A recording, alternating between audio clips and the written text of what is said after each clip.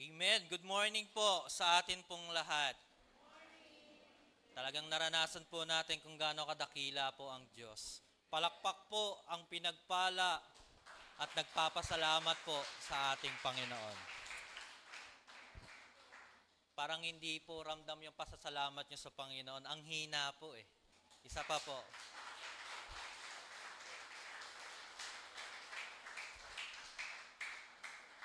Parang kulang pa po eh. Yun. Samahan naman po natin ng sigaw. Woo! Amen! Yes, yan. Purihin ang Panginoon. Good morning po sa ating pong lahat. Online and on-site po. Welcome po sa ating pong panambahan.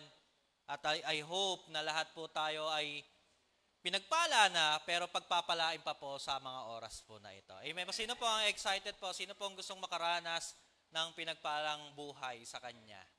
Amen po. So, today we are in the last topic of our series for this month of October and title po ay Muchas Gracias. Alam niyo po, every time na nababasa ko po ito at naririnig, ang naaalala ko po yung segment po ng Bubble Gang. kung saan sila Michael B. po, ang tag po to, muchas grasas. No? Puro mga grasa po yung mga nasa mukha po nila. So doon nakita ko rin din po na bagamat na ganoon po yung tema ng buhay po nila, still nabubuhay pa rin sila. Still nandoon pa rin sila sa part ng buhay nila na kung saan nakaka-survive sila pang araw-araw nila. 'Di ba? Meron pang segment doon na nagtatalo pa sila. At alam ko nga po sa part yung buhay po nila na 'yon, yung kwento, yung parang kwento po ata na yun, payabangan pa sila eh. Mas marami akong karton sa'yo. Parang ganon. No? Paramihan sila ng karton, paramihan sila ng gulong, paramihan sila ng plastic. No? So doon nakikita natin na ganoon man ang kanilang sitwasyon, pero still pinagpapasalamat nila yung pagkakataon na yon. What more pa kaya tayong mga anak ng Diyos na nasa maayos na kalagayan, nakapagsusuot ng magaganda at magagarbong damit. Di ba? Actually po, to tell you honestly, marami kasing mga mananampalataya po, nowadays, konting problema lang, maayaw na. Tama po ba? Konting problema, nakaranas ng, ano ba yan, wala na akong pambayad. Ayaw na. Maliit na problema, inaayawan na ng tao. Kaya lang, dito sa part po natin, kung bakit muchas gracias, nakikita po sa atin na every time, at anuman ang sitwasyon mo sa buhay, kailangan mong ipagpasalamat sa Diyos yan. Sometimes kasi, most of the Christians nowadays, nakakalimutan natin yung Diyos. Tama po ba? Nakakalimutan natin yung Diyos na, teka lang, si Lord yung nagbibigay sa akin ng biyaya. Bagamat na kinakapos man tayo when it comes to wealth, pero hindi nakakakalimot ng Diyos na ibigay yung pangangailangan mo. Amen. May kausap po ako. Pagka inaantok po, again po we know the basic po. Pag nakakatulog, bigyan ng kumot at unan, wag pong gigisingin. Okay po? Amen po. Tandaan po natin, baka mamaya po kasi parang naalala ko nga, parang naalala po ako, baka mamaya din, check nyo rin po yung nakakatulog. Baka kasi mamaya kinuha na ni Lord yan eh.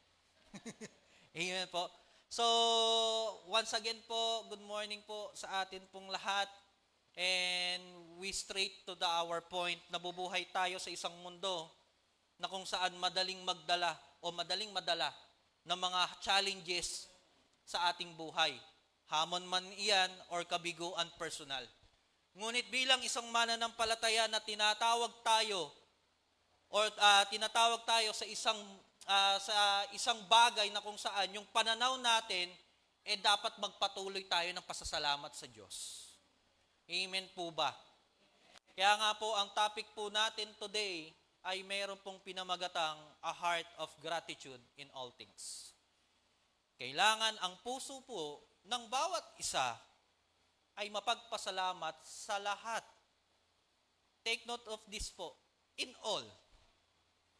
sa lahat ng pagkakataon. Whether ano man ang katayuan at estado mo sa buhay, whether may pinagdadaanan ka man, whether personal man yan, negosyo man yan, nagkakasakit ka man, kapatid, ipagpasalamat mo yan. Dapat may puso kang mapagpasalamat sa Diyos. Amen? Kasi hindi lahat ng nakakaranas niyan ay nakakasurvive agad. Purihin ng Panginoong Diyos, sa kabila ng pagsubok na pinagdadaanan mo, nandito ka at nakikinig sa gwapong pastor na nagsasalita sa harap mo. Palakpakan naman po natin. Amen. Bakit ganun po? Pagka pogi po, ayaw nyo pong palakpakan. Joke lang po. Okay? So sabi po ng Efeso chapter 5, verse 20, sige po, sabi po dyan, yan, pakibasa po sabay-sabay po tayo. 1, 2, 3, go.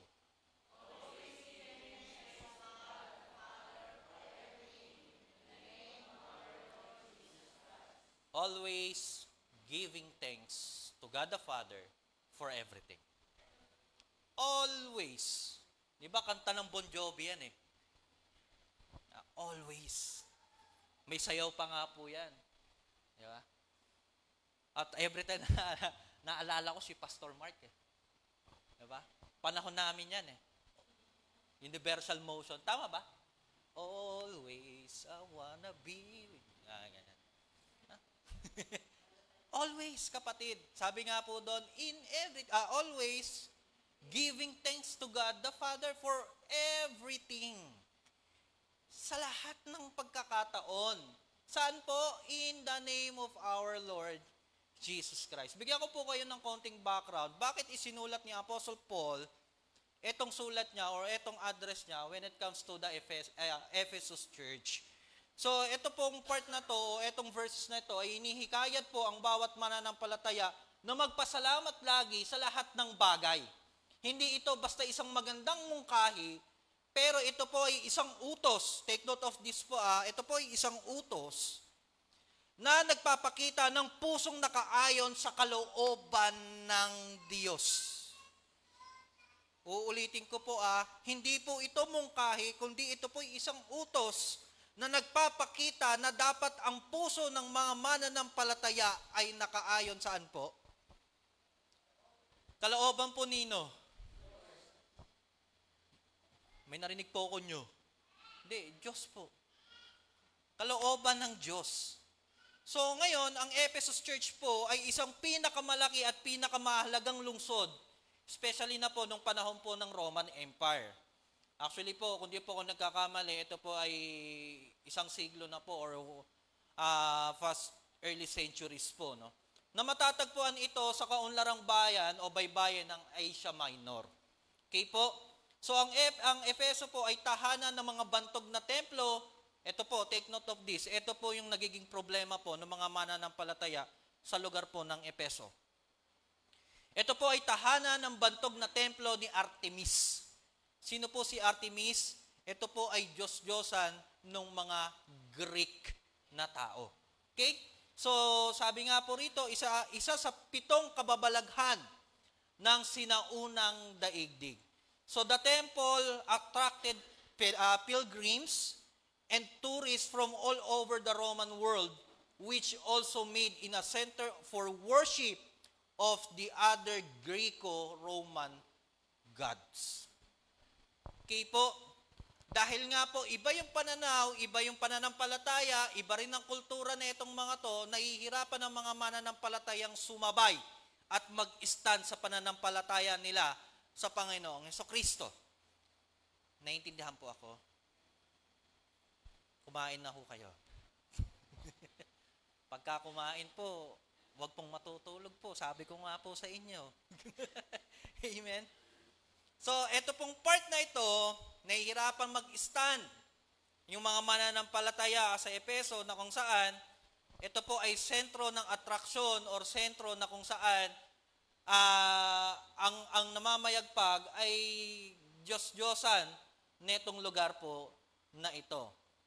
So, the city was steeped in idols worship, magic practices, and various forms of spiritually. O, tignan nyo po. Dito rin din pala na uso siguro yung mga nagtatawas. Yung mga nagbebenta po dyan ng mga langis na, ito, gayumahin mo to, mga ganon. I mean, all types of, tawag po rito, witchcraft and magic, sorcery. Ganon po. So, sabi nga po, as attested in the Acts chapter 19, verse 19, dito makikita natin kung ano ang talagang lugar ng Ephesus. Okay? Kaya nga po, sabi nga din, a new Christian converts are described as a burning their magic books. Yan po natin. Mga mananampalataya na to, pero naniniwala pa rin na sila or nadadivert na sila into mga magics. Or nadadivert na sila into something na hindi na tama, yung pananampalataya na meron sila. Brin nyo, sino po ang naniniwala po sa magic? Taas ang kamay. Hindi po kayo pan nung kumanta. Sino po ba yung kumanta po nun? Got to believe in magic. Hindi po kayo fan po nun. Amen. So bilang mananampalataya, syempre tayo po, as today po, hindi po tayo naniniwala sa magic. Ang tawag po ngayon kasi sa magic ngayon is, tawag po doon? Illusion. Tama. Pero ito po kasing part na to, talagang magic talaga. Ibig sabihin, kapangyarihan ng mga witchcraft. Okay? So, syempre, ang witchcraft po, saan po ba galing yan? Di ba? From the evil spirit. Hindi po yan galing po sa banal na espiritu. Okay po? So, the Christian community in Ephesus likely included a mix of Jews and Gentiles who had converted into Christianity. So, Christians in Ephesus faced significant challenges due to the strong pagan culture, including persecutions and social pressure to participate in idol worshiping. So sa panahon po na itong Ephesus na ito, maraming nagagather yung mga Christians, biglang may pupunta diyan, bakit kayo nagsisimba? Bakit nyo pinaniniwala, bakit nyo wino-worship yung Jesus na yan? Hindi, dapat dito kayo. Amen? So talagang merong persecutions at the same time, inuusig sila para bumalik sila sa dati nilang gawi. Okay po? Kaya nga po, nakukuha po natin yung punto po. Kaya nga po, diyan na isulat ni Apostle Paul, yung pong verses po, or topic po natin today, always giving thanks to God. Alam niyo po, hindi ka malilinlang kapag alam mo kung saan nag-i-stand. Amen. Ako naniniwala po ako na kapag ang puso mo ay punong-puno ng gratitude, or ika nga po, if you have a gratitude heart, hinding-hindi ka matitinag sa pananampalataya mo sa Diyos. Alam niyo po, mga kapatid, to tell you honestly this, sa era po natin ngayon, marami pong mga mananampalataya ang deceive na. Nakausap ko po yung tawag rito, nakapagtanong po ko sa isang pastor, yung sabi niya nga nakakalungkot kasi yung tama at yung mali napapagsama na. Amen? Yung tama at mali napapagsama na. Kaya maraming mga Christians ngayon nadideceive. Okay po? May kausap pa po ba ako? Palapakan po natin ang Panginoon. Kaya nga po, sa totoo lang po mga kapatid, malapit na talagang dumating ang Panginoon. Kasi ang dami ng mga nadideceive ngayon. Amen? When it comes sa faith nila, minsan nga, nagmumukha, hindi, okay lang naman, mananampalataya naman ako, kaya lang, hindi na nga nakikita din, doon sa kinikilos at ginagawa. Amen po? Kaya bakit tayo yun nga po napakahirap magpasalamat kung alam natin sa puso natin na meron tayong problema. Amen. Nandiyan pa po ba tayo? Kaya nga itong letter po na ito ay addresses to the cosmic battle between the spiritual forces. Actually, sa panahon din naman po natin ngayon, hindi naman po natin kalaban ng tao Tama po ba? Ang kalaban po natin dito, spiritual forces. At ang malupit dito, ginagamit ng kaaway yung mga taong mas malalapit pa sa atin. Amen? Kaya nga tuloy, nang nangyayari, mas nasasaktan tayo. Diba? Like for example, sa pamilya natin, ginagamit minsan ng kaaway yung pamilya natin para ilabas ka kung sino ka. Para makita kung sino ka. Nandiyan pa po ba ako? Amen. So kaya nga dito, ina-address ni Apostle Paul sa mga taga-Ephesus Church, na kapatid, mag-stand ka. Nasa anong alignment ka na ba? Naka-align ka ba kay Lord? O sa ibang Lord? Naka-align. Kaya nga, a topic of that resonates with the religious context of Ephesus, where magic and spiritual powers were prevalent. Kaya nga po, naisulat nga po ni Apostle Paul ang Ephesians chapter 6 verse 10 to 18. Sino po kabisado nun? Ephesians chapter 6 verse 10 to 18. Yung po yung tinatawag po the armor of God. Kaya nga doon sinulat ni Apostle Paul na kapatid, kailangan magsuot ka ng baluti. Kasi kung hindi ka balot ng baluti ng Panginoon, for sure, isa ka na rin din sa nagmamagic diyan sa lugar na yan. Amen. Nandiyan pa po ba kayo? Purihin ang Panginoong Diyos. Kaya nga po, today, let's explore. Ano ba ang kailangan nating gawin para makuha itong puso ng gratitude in all things? Sabi ko nga po kanina, sa panahon po nila, persecuted silang mga mananampalataya. At ang word na Christian sa panahon po na itong mga tawag po rito ng New Testament ay kulto kung tawagin sa kanila. Even yung mga kapwa nila mga Hudyo, ang tawag sa kanila kulto. Amen? Even nga po yung mga Christians, last time yata nagtatopic kami mag-asawa. Yun nga, kausap ko si Pastor Ron. Sabi nga ni Pastor Ron doon, alam mo, Pas, yung mga Hudyo pala, ganito pala sila. Kasi yung isang kwento na kung saan si Bernabe at si Paul nagtalo, hindi pala sila nagtatalo. Meron pala silang kultura na kung saan kapag nag-uusap sila parang magsusuntukan na. Pero yung discussion na yon, inilalabas lang nila kung ano yung tama doon sa discussion nila, and after that, shake hands sila. Ganun pala yung kultura nun. Amen po? Kasi every time na nababasa po natin, ay nagkapo yun, separate way sila. Hindi sila nag-separate way, sa totoo lang po. Kundi, nailabas nila yung tama kung ano yung nararapat, at the same time, go ulit sila sa mga ministries nila.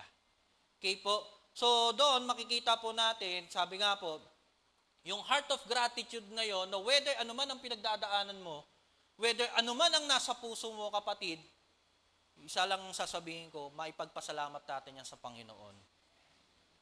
Amen? Pastor, ang hirap naman nun. May problema ka na, magpapasalamat ka pa. Amen? Sorry for the terms po Baong ka na sa utang, papasalamat pa ako, Pastor. Mahira 5 Bombay na nga naniningil sa akin, papasalamat pa ako. Does that make sense po ba? Pero kapatid, bilang isang mananampalataya, we need a heart of gratitude in all things. We have 4 things that we need to do to have a heart of gratitude in all things. And one is, in verse 10, Ephesians chapter 5, verse 20 says, always giving thanks to God, the Father, for everything in the name of our Lord Jesus Christ. Number 1 is always giving thanks. And that is the command to give thanks. Ito po ay utos. Okay po? Utos ito ni Apostol Pablo sa mga pinagdadaanan po o sa mga mananampalataya po sa Epeso. Ang tagubilin ni Pablo ay malinaw. Tayo ay dapat magpasalamat palagi. Hindi lamang kapag maayos at takbo ng ating buhay. Tama naman po literal. Kapag maganda ang buhay natin, lagi tayo nagpapasalamat. Nakaka-receive tayo ng mga regalo, or naalala tayo ng mga kaibigan natin, kamag-anak natin, pamilya natin, at nabigyan ka ng isang pabor, masarap magpasalamat. Tama po ba? Paano kung konsumisyon na ibinibigay sa'yo? Magpapasalamat ka pa rin ba? Paano kung problema ang binibigay sa'yo? Magpapasalamat ka pa rin ba? Anong sabi po? Always give thanks. And that is command. Utos po yan. Sabi nga po, sa lahat ng oras. Hindi lang kapag maayos ang takbo ng buhay, kundi sa lahat ng oras. Ito ay isang radikal na panawagan at inahamon ng bawat isa na baguhin ang ating pananaw sa buhay. Amen. Mga kapatid, literally speaking po, nakakapag-isip po tayo ng mali kapag ang puso po natin ay hindi rin din tama. Amen. Hindi natin maiisipang magpasalamat kapag ang puso po natin ay punong-puno ng karumihan. Kapag ang puso po natin ay hindi rin din tama, makakapag-isip ka ng mali sa kapwa mo kasi nga ang puso mo ay hindi tama. Amen. So, papaano po natin magagawa ito? Papaano po natin mababago yung pananaw po natin sa buhay na kung saan lagi tayo magpapasalamat sa lahat ng pagkakataon natin sa buhay. Una is gratitude as a lifestyle. Kailangan ng pagiging gratitude o yung word na gratitude, sinasapamuhay. Pinapamuhay. Now, tanong po mga kapatid, ano po yung nila-lifestyle mo? Ano lifestyle mo? Ano lifestyle natin? Huwag nyo na pong sabihin, kayo na pong magsumagot niyan. Okay po? So, ang pasasalamat ay hindi lang po isang aksyon na paminsan-minsan natin pong ginagawa. Ito ay isang uri ng pamumuhay na sinasabi nga po in Philippians chapter 4 verse 6. Ano po ba sabi? Yan. Philippians chapter 4 verse 6. Ang sabi po dyan, huwag kayong mabalisa tungkol sa anumang bagay. Sa halip, hingin ninyo sa Diyos ang lahat ng inyong kailangan sa pamamagitan ng panalangin may pasasalamat. Kung bakit nahihirapan tayo, bakit ang puso natin ay tigib ng paghihirap at hindi punong-puno ng gratitude, baka kasi nga, hindi naman din tayo humihiling din sa Diyos. Baka hindi naman natin need na baguhin yung ating puso. Pananalangin na may pasasalamat. Diba na, sabi ko nga po, nagagawa lang naman po natin na manalangin na may pasasalamat kapag maayos ang takbo ng buhay natin.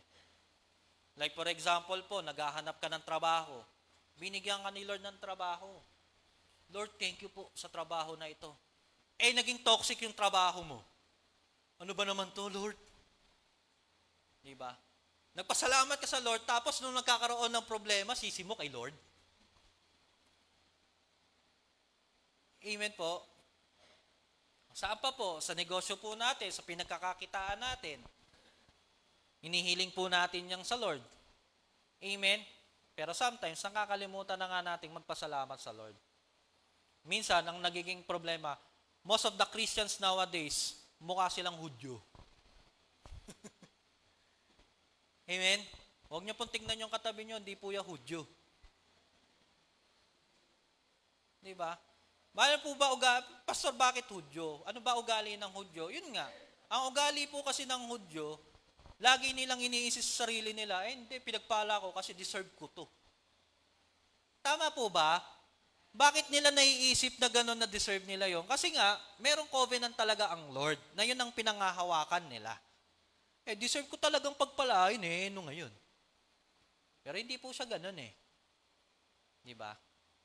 Tandaan natin, ang karakter po ng Panginoong pinaglilingkuran po natin, ano po? May kausap ho ako. Tatahimik ninyo po Ano po ba karakter ng Jesus na nasa puso mo? Ano po? Meron siyang pusong, ano po? Heart of a servant. Meron po siyang humility. Amen. Sometimes, Christians nakakalimutan yung word na humility sa puso. Kaya, nagiging dating ngayon, deserve ko namang pagpalain ako eh. Deserve ko to. Diba? Ano to tag dito? Deserve ko na ma-promote ako. Deserve ko na makapasa ako sa exam. Di go, push mo yan. Amen. Palakpakan na wala si Lord. So dito, pinakikita po ng Filipos na, again po, wag po kayong mababalisa sa hamon ninyo sa buhay. Bagkus, ipanalangin ng may pasasalamat. Nila lifestyle po ang gratitude.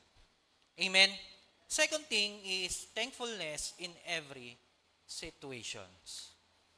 In 1 Thessalonians chapter 5 verse 18, alam ko po na preach na po ito. Sabi diyan, at magpasalamat kayo sa Diyos sa lahat ng pagkakataon sapagkat ito ang kalooban ng Diyos para sa inyo.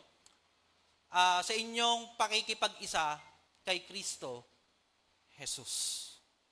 Kaya nga po magpasalamat sa Diyos para sa mga biyaya na ipinagkakaloob niya sa atin. Ngunit ang tunay na kapanahunan ay dumarating kapag ito pong pagpapasalamat na to ay nasa part na tayo ng pagsubok ng buhay po natin. Kamakailan lang po, di ba nakaranas po tayo ng bagyo? Anong bagyo po iyon? Christine. Ito po, testimony na po namin po ito. Nagpapasalamat po talaga kami sa Panginoon. Galing po kaming bakasyon. Pauwi po kami nung Tuesday po iyon, umaga. Umaga pa lang po, nakikita po namin na malakas ang ulan. Talagang buhos na po ang ulan po doon sa lugar po kung saan po kami nagbakasyon pong pamilya. Alam niyo po, nung makita po namin kinabukasan po, Wednesday, kita po talaga namin. Yung mga puno po doon, tumba. Yung mga sasakyan po doon, nakataob. Parang meron pa po atang isa doon, yung bangko po, wasak yung pintuan. Ano pong gusto, Pastor, ano ang ibig mong sabihin? Isa lang ibig ko pong sabihin. Salamat sa Panginoon kasi hinayaan niya munang makauwi kami rito ng ligtas. Amen? Kasi hindi niya hinayaan na maabutan kami ron eh. Kagandahan doon, lahat po kaming pamilya, nakauwi po ng ligtas. Kasi nauna po kami. Ako po yung asawa ko, tsaka yung kapatid niya. Yung mga biyanan ko po, parang hapon pa ata yung kanilang flight. Di ba po? Apakabuti po ng Diyos. Sa pa pong part, nakasagsagan po ng ulan, papasalamat kami sa Diyos. Grabe po ang waterfalls po talaga sa loob ng bahay. Opo, ang sarap. Yes. Talagang nag-umapaw po talaga yung alulod. At yung kalan po namin, naliligo siya. Pero nagpapasalamat pa rin ako sa Panginoon kasi yung kalan lang po namin istob ang nabasa. Hindi po yung buong bahay. Actually, patawid na nga po yung tubig, pagitna po doon sa loob ng bahay. Pero purihin pa rin ng Panginoon. Why? Ligtas pa rin kami. Kasi yung gamit, pwede mong palitan eh. Pero ang buhay ng tao, hindi mo mapapalitan. Ito masama. Paano kung yung namatay, hindi pa ligtas? Amen? Purihin ng Panginoong Diyos sa buhay ng bawat isa. Amen po? Thankful in every situation. Talagang minsan, darating ka sa part, Pastor, talagang napakahirap talagang magpasalamat kapatid, kailangan natin. Kasi the moment na nagiging lifestyle mo, yung word na gratitude, at lagi kang nagpapasalamat sa lahat ng pagkakataon ng buhay mo, isa lang ang sinisigurado ko, hindi bad ang day mo. Para sa iba, bad day yan. Pero sa iyo, good day pa rin yan. Why? Kasi mas nakikita natin kung gaano kumikilos ang Diyos sa buhay po natin. Amen? Palakpakan naman natin si Lord. What is our application with this? Magsimula sa pagpapasalamat sa Diyos. Araw-araw. Para sa mga simpleng bagay, pagising sa umaga, magkakape ka lang, kakain ka, pasalamat nga tayo, may almusal pa tayo. Amen? Amen po, may pagkain para sa pamilya, nakakapagsimba pa tayo, nakakakilos pa tayo at nakakapagtrabaho pa tayo. Amen? Naalala ko yung testimony ni Sister Mikey. At lahat naman po tayo, even kami po, even ako po, ay nakaka-bless po sa buhay po ng nanay. Baby, brain po, ilang taon na po yan. Nakakapagsimba pa rin. Nakapaglilingkod pa rin. Uhaw! Uhaw! Siguro ang favorite verse po ni nanay, baby, siguro, it's better one day in your courts than 1,000 elsewhere. Mas mainam pa na sa bahay mo ako kaysa na maabutin pa ako ng 1,000 taon dyan. Mas masarap pa rin sa bahay mo, Lord. Amen? Pasalamat tayo sa Panginoon.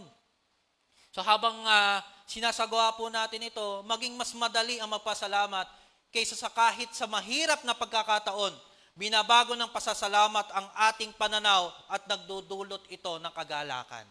Kaya maraming mga Christians nalulungkot kasi nga hindi punong-puno ng kagalakan ng kanilang puso. Maaaring may mga iilan po sa atin hindi nakakatulog because sa problema, pero kapatid, start na magbago ka ng mindset mo.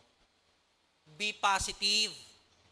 Ayusin ang puso, ayusin ang isip, baguhin, laging magpasalamat sa Lord. Lord, thank you. Kahit na ito po pinagdadaanan ko, kasama naman kasi kita. Amen? Kasi tayo po, napakaswerte po natin. What more pa kaya itong mga hindi naman mananampalataya? Diba? Buti nga po tayo, nakakakain pa tayo 5 beses sa isang araw eh. Yung iba po, hindi na nakakakain. Pero, ang kagandahan po kasi sa kanila, nagpapasalamat sila. Kahapon po, galing po kami ng seminar. Ang sabi po nag-testimony po si Pastora Maribik, ang sabi niya doon. Yung asawa niya po, parang inaatake ng anxiety. Anong gagawin ko? Hindi ko alam. Kasi foreigner yung asawa niya eh. Ginawa niya, dinala niya doon sa depressed area. Nakita mo yun? Kasi parang retired na po ata eh. Eh dahil nga po, syempre, iba ang kultura ng Western sa atin. At ang pensyon na nakukuha lang po ata, sa pagkakaano ko po, ay yung maliit na halaga. Kaya parang doon nade-depress yung kanyang asawa po ngayon. So, dinala ni Pastora Maribik sa isang depressed area. Nakita mo yung mga bata. Tuwa oh. Pero yun lang yung bahay nila. Tayo po mga kapatid. Actually, wag na po tayong lumayo. Kahit sa atin na lang po. Tignan na lang po natin yung paligid natin. Nakaka-survive pa. Actually po, mas mukhang survivor pa nga po yung may problema kaysa po sa atin minsan eh. Mukha pa tayong lugi. Amen? Na dapat tayo po ang kakitaan ng meron pong heart of gratitude. Lagi po tayo magpasalamat. In every situations, gawin po nating lifestyle po ito. Amen po ba? Pangalawa is to whom we give thanks. Para saan? Para kay Nino. To whom? Tayo magpapasalamat. In verse 20, sabi po ron, yan, yung ating key verse po, always giving thanks to God, the Father. To whom po tayo magpapasalamat? Sa ating Diyos Ama. Hindi lang tayo nagpapasalamat sa isang malabong idea or tawag po doon, swerte pa, or kapalaran po natin, kundi tayo ay nagpapasalamat kasi alam natin na kung sino yung resource nung biyaya natin. Tandaan po natin, sabi nga po ng Biblia, walang nananangan sa sarili niyang lakas at karunungan. Doon itinuturo actually ang nagsulat po ng Proverbs ay si Haring Solomon, napakatalinong tao na noon. Kaya nga minsan mahirap din yung sobra talino eh. Di ba? Nagkakamali eh. Amen? Why? Kaya nga doon niya nasulat na kapag ka sobra talino mo, nag-i-stand ka na, nagre-rely ka sa sarili mong knowledge. Di ba? Mas mukha ka na, minsan nga, mas namumukha ka pang Diyos kaysa sa Diyos eh. Amen po ba? Nandiyan pa po ba tayo? So, to whom we give thanks, dapat lagi sa Lord. Lagi tayong nagbabalik sa Lord. Lagi nating inaalala na lahat ng natatanggap kong biyaya, Lord, ikaw ang may gawa. Hindi yan sa sarili nating gawa. Amen? So tayo ay nagpapasalamat sa Diyos Ama, ang manlilikha at tagapangalaga ng lahat ng bagay. Amen po. So to whom we give thanks to God, to whom we give thanks sa ating Diyos Ama. So bakit? Because God is our source of all blessing. Kailangan po nating maintindihan na yung Diyos na pinaniniwalaan, sinasamba mo, ang siyang nagbibigay ng biyaya sa iyo. Bakit ka pabuhay? Tanongin mo yung katabi mo, bakit ka pabuhay? Binuhay ni Lord yan. Amen? Bakit ang lusog niyan? Binubusog ni Lord yan eh. Amen? Amen po ba? Tingnan niyo yung itsura ng katabi niyo, banat na banat, planchadong-planchado ang muka. Amen? Dahil kay Lord yan. Ibig ko po bang sabihin, bakit ang pupogi ang gaganda niyan? Si Lord ang may gawa niyan eh. Amen? Payag ba kayo? Pangit kayo? Eh di pangit din si Lord. Amen po ba? Nandiyan pa po ba tayo? Bakit pa tayo humihinga? Naalala ko nga, yun nga po, di ba, yung mga old jokes po, buti na nga lang talaga si Lord. Hindi nagdideduct ng mga bayad eh. Pero mo, every time na maaarawan ka, singiling ka ni Lord. Kakatok si Lord sa'yo, kinsenas katapusan. Anak, bayad mo. Saan po, Lord? Naarawan ka eh. Kakatok si Lord. Nak, bayad mo, nak. Saan po? Eh, yung hangin na hinihinga mo. Libre po nating nagagawa yun. Amen? Pakpakan naman natin po si Lord. God is the source of all blessings. Lahat ng biyaya po yan. Pastor, paano naman yung hindi biyaya? Pasalamat pa rin natin sa Lord yan. Kasi hindi naman habang buhay nasa problema ka eh. Hindi naman lagi nandiyan ka eh. Tama po ba? Tama naman din sinasabi, hindi naman araw-araw Pasko. Tama po yun, hindi araw-araw Pasko. Kasi para sa ating mananampalataya, ang tawag po doon challenge. Kasi may hinuhubog si Lord sa atin. Kung bakit dumadaan ka sa matinding pagsubok ng buhay mo, kasi merong hinuhubog si Lord, merong kinukultivate si Lord sa buhay po natin. At yun ang dapat po nating ipagpasalamat sa Diyos. Amen po. Wala kang ang pera, pero ang pogi at ang ganda mo, pasalamat po sa Lord yan. Amen. Maayos kang maglakad, hindi ka ganong maglakad. Pasalamat po sa Lord yan. Amen po. Lakpakan po natin si Lord. Hindi po ako galit ha, baka sabihin niyo po, gagalit po ako eh. Buti na lang ang ilong po natin, maayos, hindi baliktad, pasahod. Diba? Ang mata po natin, buti na lang talaga, napakabuti ng Panginoon. Yun nga, sabi ko nga po, in everything, lahat ng blessing po yan. Imagine po ninyo, ang mata po natin nandito sa gilid para kang isda. Ano kayo makikita mo? Parehas nandito. Siguro pag naglakad ka, bangga ka kasi yung pananaw mo eh. Diba? Pasalamat tayo sa Panginoon. Blessing po iyan. Santiago chapter 1 verse 17 says, yan, Santiago po, yan. Ang lahat ng mabuti at ganap na kaloob kaloob ay buhat sa Diyos mula sa Ama na lumikha ng mga tanglaw sa kalangitan. Hindi siya nagbabago at nagdudulot ng bahagyamang dilim dahil sa pagbabago. Amen. Naarawan ka, nagkaroon ka ng, ang tawag po sa araw, vitamin D po ba yun? lumalakas resistensya ng katawan mo, pasalamat mo sa Lord yan. Amen?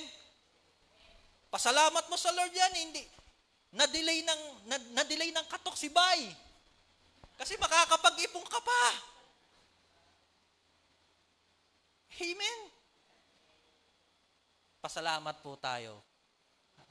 Ako po, nagpapasalamat. Kasama ko kayo.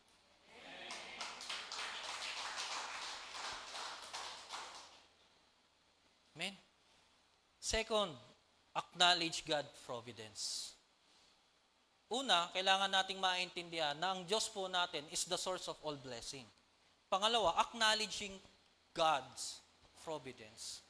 Pagkilala sa Diyos. Gaya nga po na nababanggit ko po kanina, minsan nga po, nakakalimutan nating magpasalamat sa Lord because minsan naiisip natin, deserve ko naman kasi pinagpagalan ko naman Kasi tinrabaho ko naman. Hindi po, i-acknowledge natin si Lord. Ulitin ko po, ang acknowledging God sa lahat ng aspeto ng buhay po natin ay pagpapakita na ikaw ay under the Lordship of Christ. Amen? Nagpapasakop ka sa Lord. Amen po. Kaya ang pasasalamat ay isang kilos ng pagtitiwala. Ayun, malinaw po Ang pasasalamat ay isang kilos ng pagtitiwala. Kapag nagpapasalamat tayo sa Diyos, kahit sa mga mahihirap na sitwasyon, sinasabi nating, Diyos, Lord, nagtitiwala ako sa iyo. Amen. So, ang acknowledging God ay pagtitiwala sa Lord, pagpapakita na ikaw ay nagtitiwala sa Diyos. Minsan kasi naiinip po tayo. Amen po. May inihiling ka.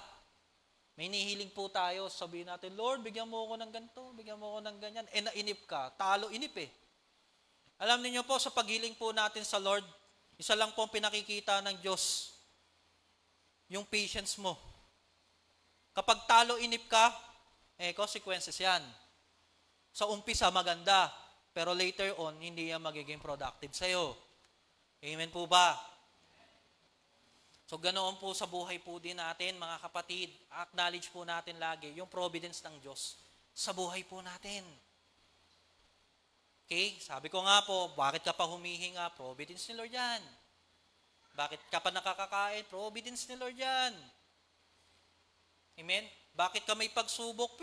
Providence ni Lord yan Ulitin ko po, kinukultivate ka ni Lord. Inaayos ka ni Lord. Kasi lahat po tayong mga mananampalataya, tandaan po natin, we are under constructions of God's cultivation. Amen. Mukhang inaantok na ho kayo Romans chapter 8 verse 28. Alamin natin sa lahat ng bagay ay gumagawa ang Diyos para sa mabuti. Mabuti kasama ang mga nagmamahal sa Kanya. Silang ang mga tinawag ayon sa Kanyang layunin. Sabi nga po, alamin natin sa lahat ng bagay ay gumagawa ang Diyos para sa mabuti. Kasama ang Kanyang nagmamahal sa Kanya. Mahal mo ba natin ba si Lord? Patid, good news. Kumikilos ang Diyos sa buhay mo. May provisions ang Lord sa lahat ng aspeto ng buhay mo. Isa lang ang masasabi ko, kapit ka lang. Huwag kang bibitaw sa Lord. Amen. Kaya nga po, lagi po nating kilalanin ang kamay at kapangyarihan ng Diyos. Both extraordinary and ordinary. Sa lahat ng pagkakataon. Pasalamatan siya para sa kanyang katapatan. Tawag po rito, kanyang pagkakaloob at kanyang pag-ibig kapag nagtitiwala tayo sa soberenya ng Diyos, tayo ay malayang makapagpapasalamat sa Kanya kahit na hindi na natin nauunawaan ang dahilan. Lord, bakit naman ako pa? Minsan may ganyan po tayo pag may problema. Lord, ang daming tao, ako pa binigyan mo ng problema nito. Baka kasi mamaya, pagtapos niyan, ikaw yung maging living testimony sa buong kapatiran.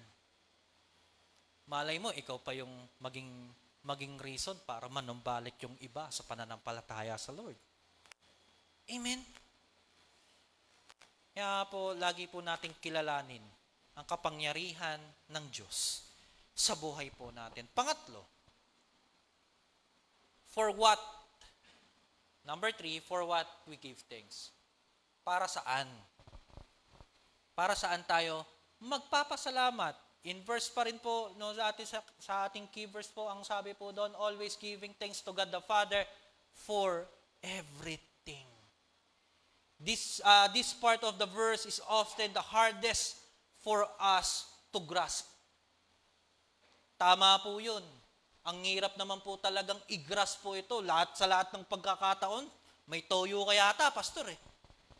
May problema na nga ako, kailangan ko pa rin magpasalamat. Kailangan pa rin, nakangiti ako. Gusto ko nang sakalin to eh. Amen? Utos po yan eh. Number 1, that is a command.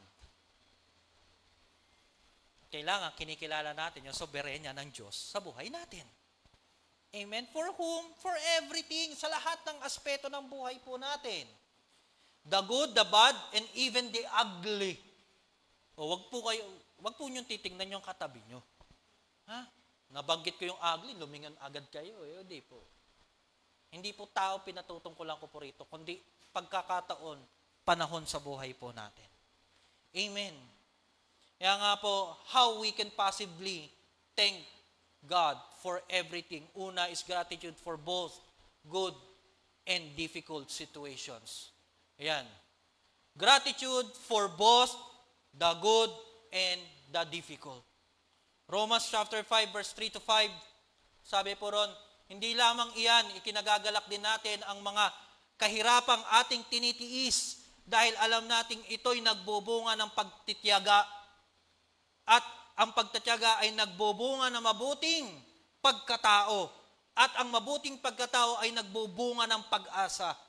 Verse 5, at hindi tayo binibigo ng pag-asang ito sapagkat ang pag-ibig ng Diyos ay ibinubuhos sa ating mga puso sa pamamagitan ng Espiritu Santo na kaloob sa atin ng Diyos. Ang ganda ng Roma, chapter 5, verse 3 to 5.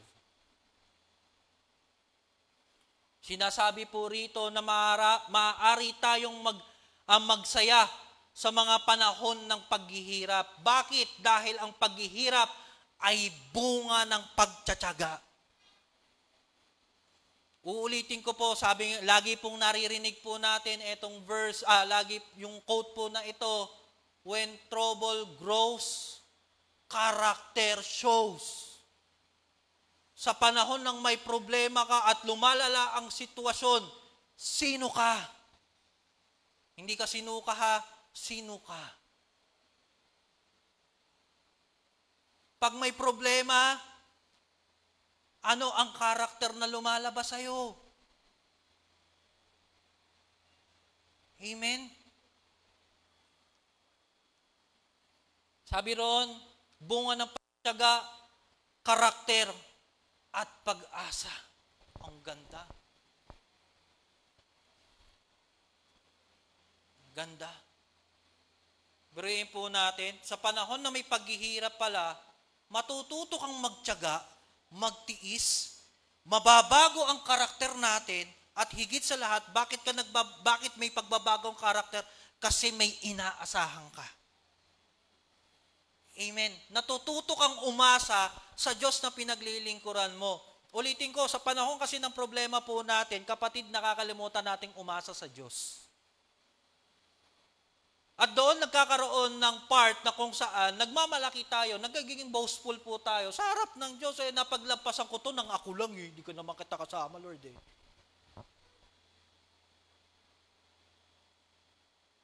Diba? Kung ganun po yung magiging thinking po natin, naku, kapatid, isa lang pong sasabihin ng Panginoon.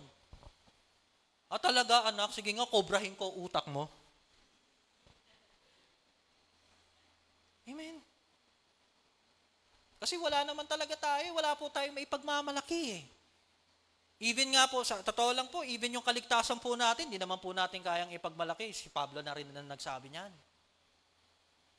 Diba? Ang kaligtasan ay hindi bunga ng sarili nating gawa, kundi ito po'y habag at pag-ibig ng Diyos. Amen? So doon pa lang sa kaligtasan na yan, malinaw na sinabi, tinuldukan na ni Lord hindi mo kayang iligtas ang sarili mo, ako lang. Ano pa kaya ito? Yung problema mo? Kapatid, sisiw lang yan. Diba? Always remember this po, walang walls of Jericho sa matinding kapangyarihan ng Diyos.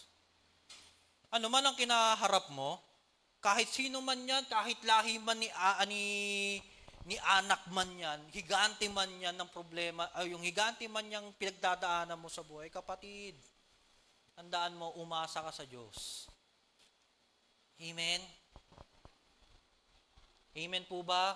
Palakpakan po natin ang Panginoon. Maaari tayo magpasalamat sa Diyos para sa mga mahihirap na panahon dahil hinuhubog neto tayo at nagdadala sa atin ng mas papalapit at malapit sa Kanya. Doon mas nagkakaroon ng close relationship sa Lord. Kasi ang karamihan po ngayon, kapag dumadaan sa pagsubok, kumihiwalay sa Lord. Huwag, kapatid. Yan ang red flag sa relationship natin sa Lord. Kapag dumadaan ka sa pagsubok, lalayo ka sa Kanya. Naku, kapatid, red flag po yan. Huwag kang ihiwalay sa Lord. Dapat mas kumapit ka pa nga sa Lord Amen? Kapit po tayo. Pangalawa is recognizing God's hand in all things. God's always are higher than our ways, sabi ng Isaiah chapter 55 verse 8. Ang sabi ni Yahweh, ang aking kaisipan ay hindi nyo kaisipan. Ang inyong kaparaanan ay hindi ko kaparaanan. Kung paano ang langit ay mas mataas kaysa lupa, ang aking kaparaanan ay higit kaysa inyong kaparaanan. At ang aking kaisipan ay hindi maaabot ng inyong kaisipan. So wala po tayong dahilan para hindi umasa sa Lord. Kasi ikaw ubos na, pero ang Lord, hindi pa. Naubusan ka na ng solusyon, pero ang Diyos, may solusyon pa siya sa'yo. Amen? Ang nga, ang hirap ng solusyonan Problema pa kaya? Diba? Amen? Minsan kasi, nangyayari po sa atin, tayo yung gumagawa ng solusyon sa mga problema po natin. Nakakalimutan nating umasa sa Diyos. Sabi ko nga po, minsan mas magaling pa tayo kay Lord. Naalala ko po yung laging sinasabi po sa mentoring po doon na naatinan ko, sabi nga, minsan nga nangyayari sa mga Kristiyano nowadays, kulang na lang si Lord ang sumamba sa kanya Ang galing Diba? Kulang na lang, si Lord na lang ang sa'yo. Lumuhod sa atin. Dahil nga mas nangunguna tayo Mas magaling pa tayo sa Lord. Amen po ba? Nandiyan pa po ba? Kapatid, wag po sasama ang ating damdamin. Sabi nga po ni Sister Mikey, ni Sister Mikey tsaka ni Pastor, bato-bato sa langit, ang tamaan, magbago. Ang tamaan, unicorn. Kasi may bukol Amen. Kaya recognize po natin yung kamay ng Diyos. At pang-apat po, panghuli, yes, tapos na. Hallelujah.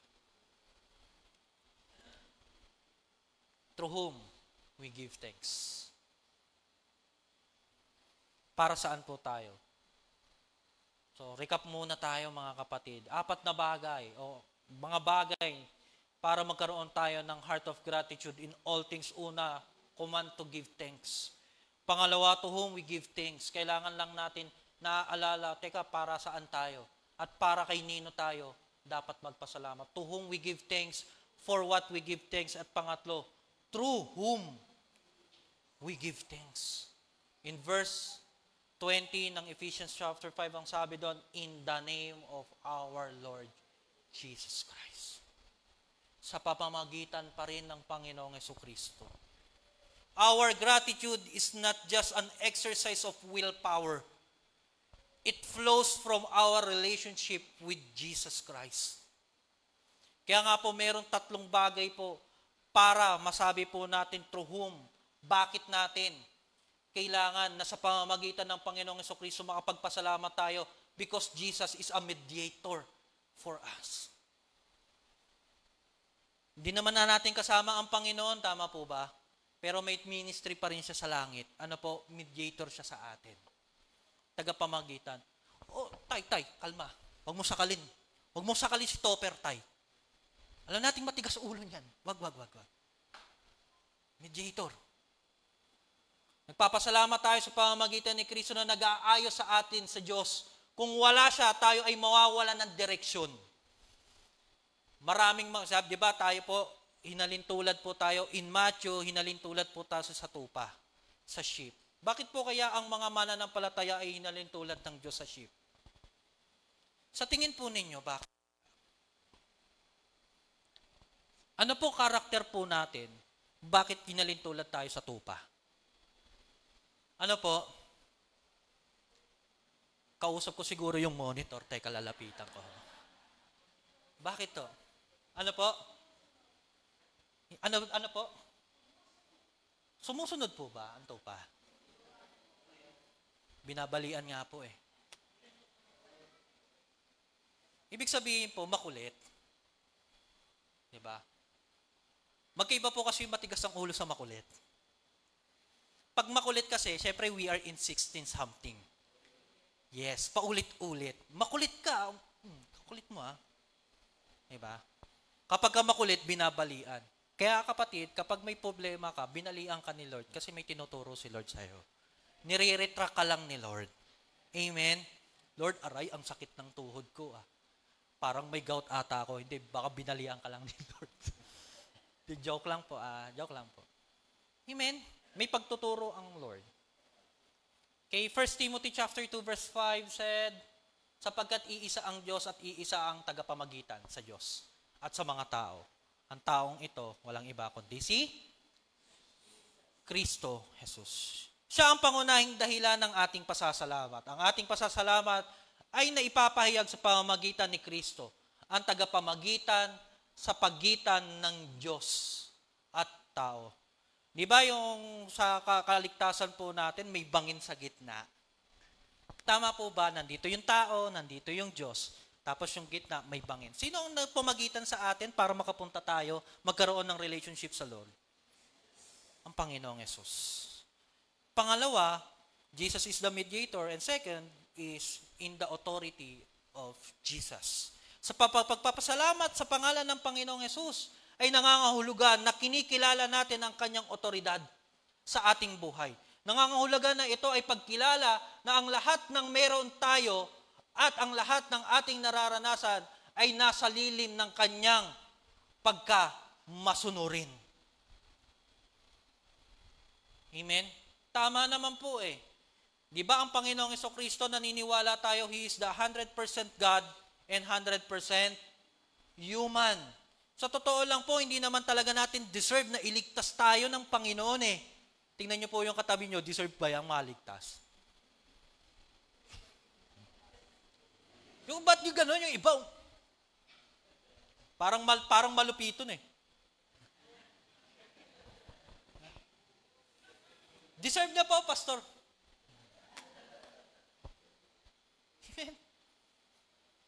Actually, deserve po natin naman talaga. Dahil po yan sa pagmamahal ng Diyos. Amen?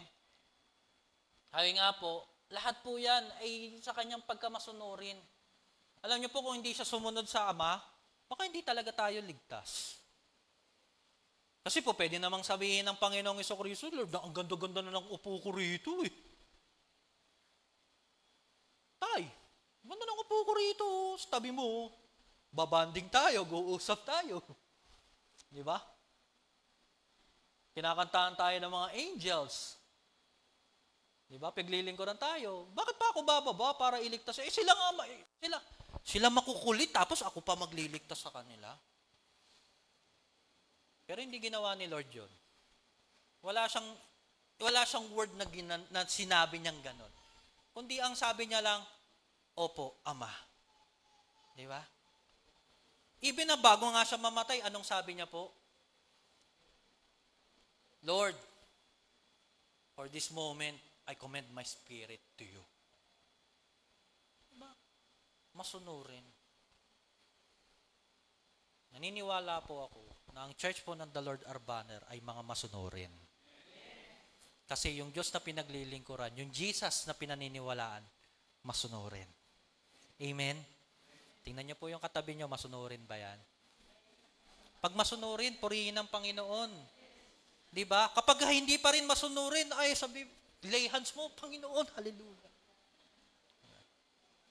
Hindi. Isa part po yan. Part po ng gratitude heart po yan.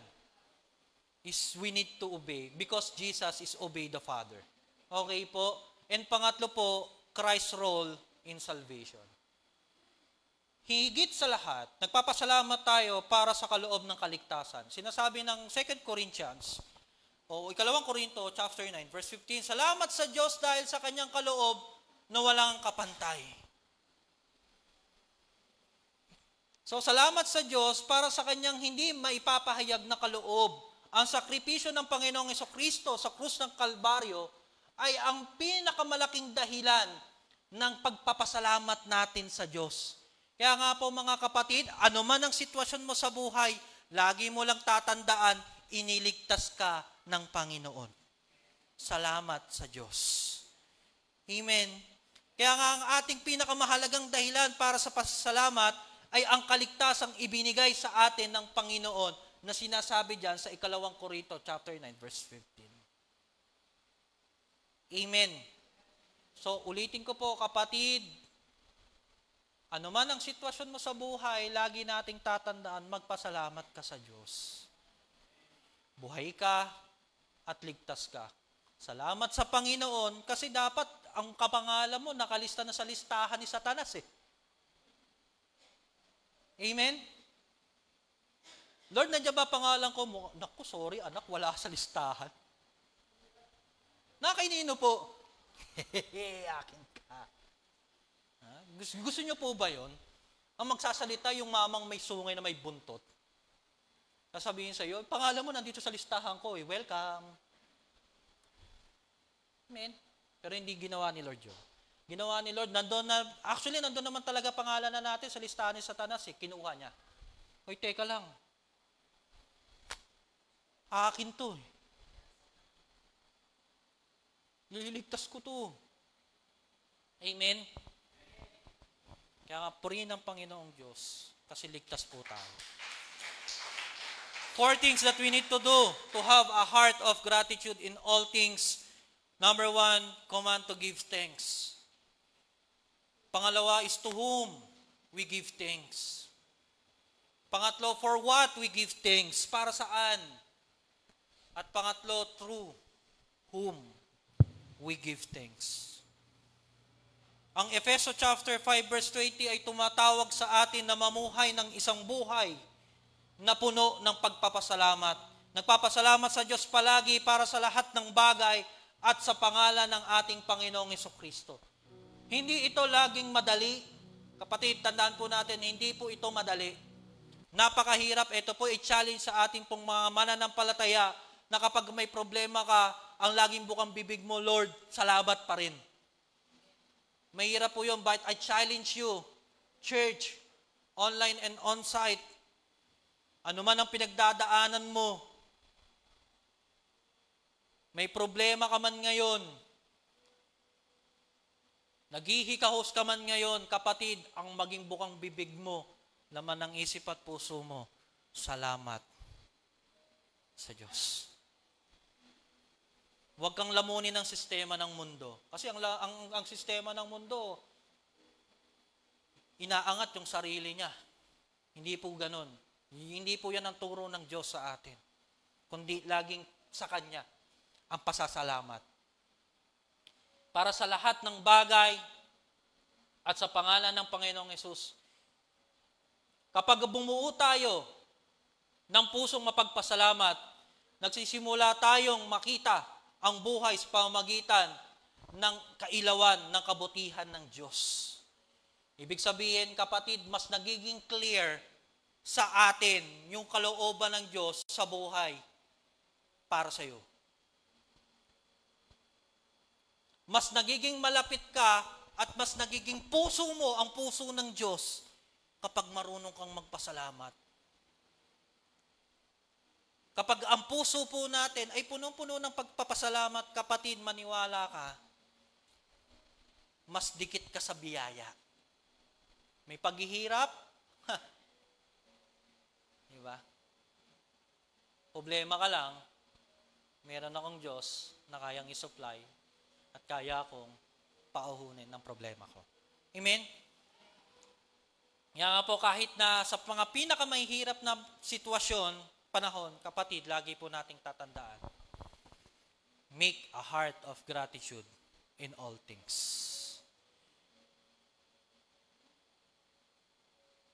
Sino po rito? Challenge ko po.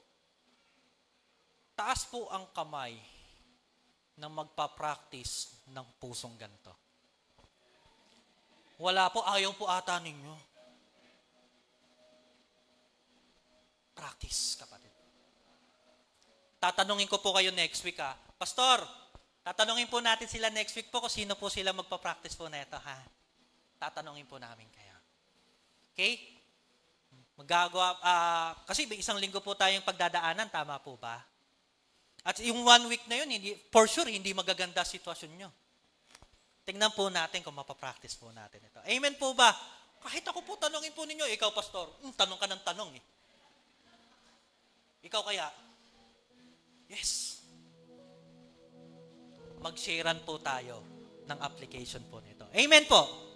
Tatayo po ang mag-a-apply po nito next week. Hallelujah. Today, let us commit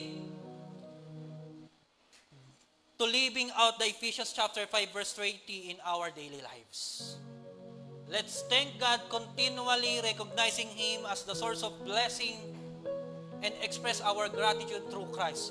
In doing so, we will experience peace, joy, and deeper relationship with our Heavenly Father. Ang ganda ng benefits po pala nito. Kapag na-practice po pala natin, ang pusong gratitude in all things, kapatid, you experience peace, joy, deeper relationship sa ating Diyos. Why deeper relationship, Pastor? Kasi mas aasa ka sa Diyos kaysa sa lakas mo. Ang unang-una mong matatawag, Panginoon ko. At ang kasunod na word mo, dati, Lord, bakit ako? Kapag may gantong puso ka, ito magiging prayer mo. Lord, ano plano mo? Lord, ano gagawin ko? Hindi mo siya tatanungin, Lord, bakit ako? Amen. Pwede bang humiling po ako at least a minute of meditating? Pikit po tayo, kapatid. Pikit ka as we end of our tema, October. Baka ito po yung opportunity na magpasalamat ka sa Lord. Pwede bang manalangin ka personally? Tapos ang panalangin mo lang pasasalamat. Pwede po ba yun? Sige po, come on church. Online, please, pray. Nasaan ka man, nasa bahay ka man, nasaan lugar ka man, huminto ka man, kapatid, please pray. Pasalamatan mo si Lord. Yun lang ang bukang bibig mo. Come on, church, come on. Pwede po bang naririnig ng tenga mo yung panalangin mo? Come on. Please. Salamatan mo si Lord. Kasi usually, laging nating prayer, Lord, pengi eh. Lord, lagi na lang akong ganito, Lord eh. Lord, ano ba gagawin ko, Lord? Lord, lagi na lang mga akong may problema eh. Pwede bang pasalamatan mo lang si Lord sa pagkakataong ito?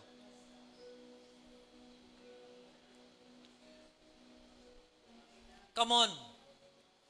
Mula po sa puso po salamatan mo si Lord.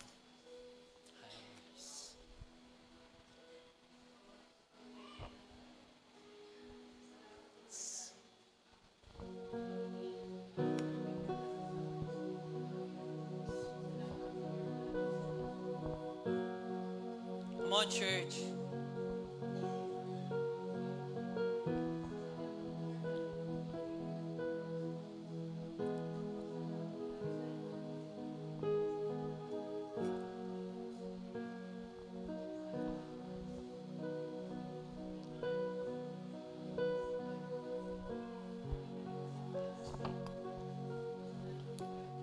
Yes, God. Come on, church. Come on. Sige po, pasalamat po tayo sa Lord. Po. Don't observe po, kapatid. Just close your eyes. Talk to Jesus. Pasalamatan mo si Lord sa lahat ng pagkakataon, sa lahat ng aspeto, whether good and bad. Pasalamatan mo si Lord. While the worship team worshiping the song Gratitude. Come on. So much on my hands, praise you again and again. Come on, church, just pray. So that I have is a hallelujah, hallelujah. Come on, church, pray. Salamatan mo si Lord. Hindi aalis ang Lord hanggat hindi ka nagpapasalamat sa Kanya. Matagal nang iniintay ni Lord yung word na yan. Matagal nang iniintay ni Lord ang word na thank you sa Kanya.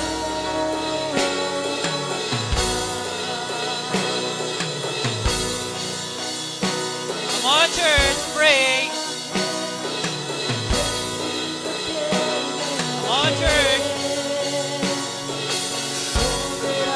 Honor God.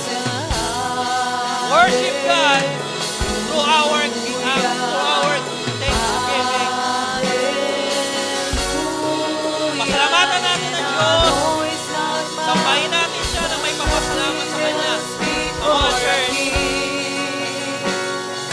Send for a heart singing hallelujah. Yes, Lord.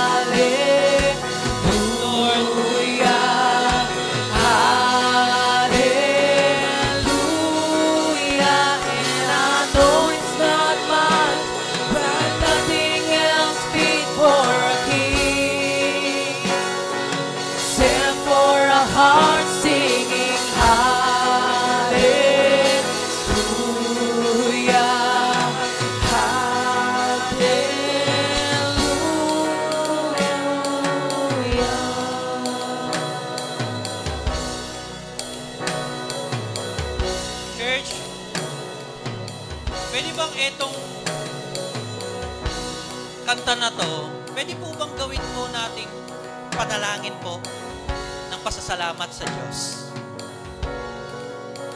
Amen po ba?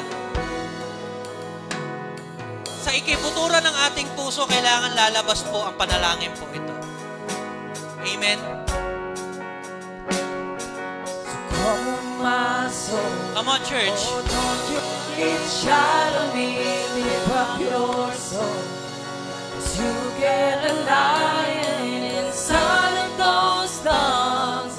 Get up and praise the Lord. Come on, church. At the top of your lungs, worship God ng may pasasalamat. Oh, don't you get shy of me. Don't shy, kapatid. Don't shy. You get a lion inside of those lungs. Get up and praise the Lord. Itataas ng anak ng Diyos ang kanyang kamay to worship God. Hallelujah! Oh, don't you get shy of me, lift up your soul. 'Cause you get a lion inside of those lungs. Get up and praise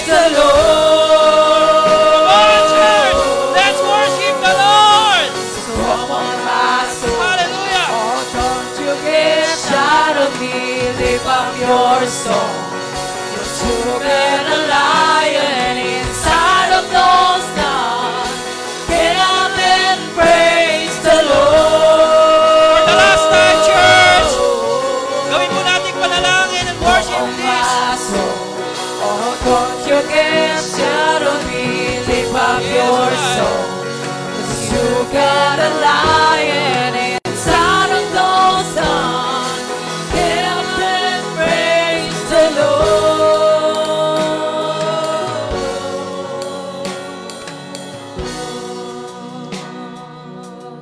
Lord, isa lang po ang masasabi namin.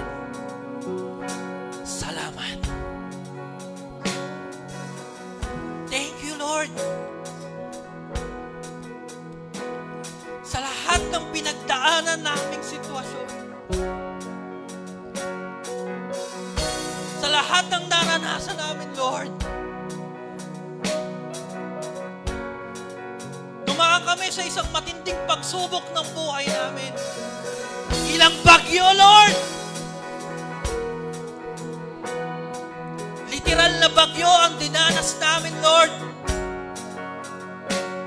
Personal na bagyo ng buhay namin, O God, na kung saan sinait mo, Panginoon, ang aming mga kaban.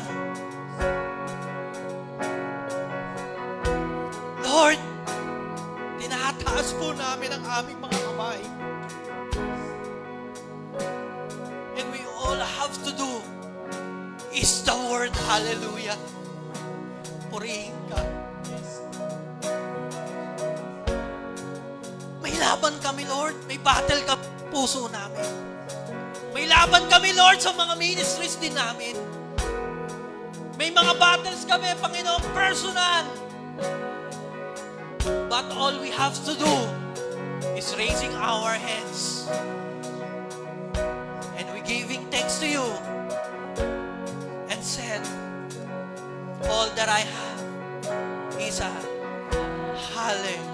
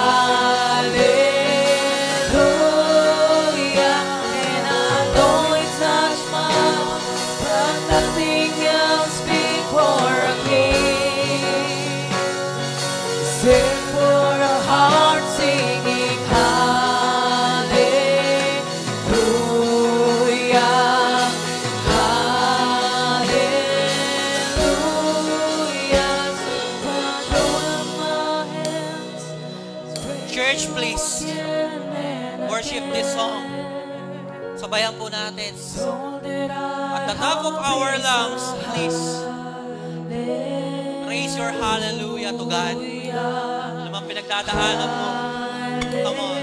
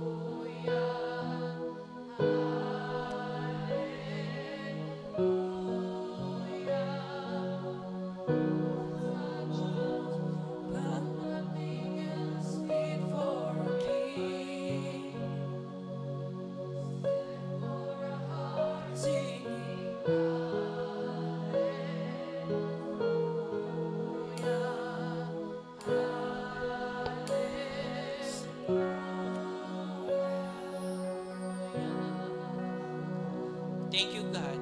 Thank you, Jesus. Sa lahat ng pagkakataon, pangalan mo ang matatanyag. Sa lahat ng pagkakataon, go-glorify namin ang iyong pangalan. Ang lahat ng anak ng Diyos, ang lahat ng anak ng Diyos na nais magpasalamat ay sisigaw ng malakas na Amen. Palakpakan po natin ang Panginoon.